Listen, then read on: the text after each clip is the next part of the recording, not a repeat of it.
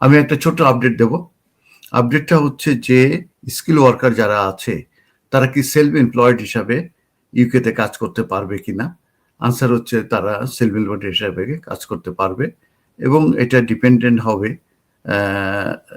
Mainly যে তাদের যে জবটা এটা কি মানে সাইড জব কিনা এবং সাইড জব হিসাবে তারা এই সেলফ এমপ্লয়েড হিসাবে কাজ করবে কিনা।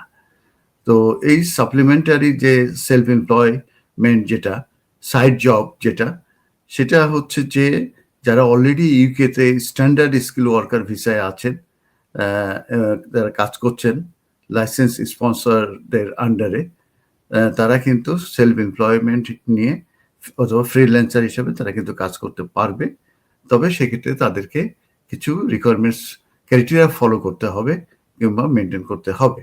তারপরে প্রথম হচ্ছে সেম ফিল্ড, তার মানে যে কাজটা তারা করবে এলিজিবল যে অকুপেশন কোড হবে সেটা লিস্টেড হতে হবে ইউকের যে অ্যাপেন্ডিক্স স্কিল অকুপেশন আছে সেটাই।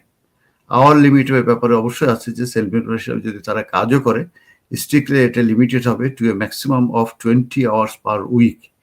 আর আউটসাইড কোর আওয়ার্স, আর এটা অবশ্যই তাদের যে কোর আওয়ার্স আছে সেটার আউটসাইডে হতে হবে, কারণ তাদের ফুল টাইমের যে জব আছে সেটা করবে আর সেটার বাইরে যে তারা 20 আওয়ার্স সেলফ এমপ্লয়েড হিসাবে কাজ করতে পারবে, এটার লিমিটেশন আছে এবং সেম ফিল্ডে তাদের হতে হবে।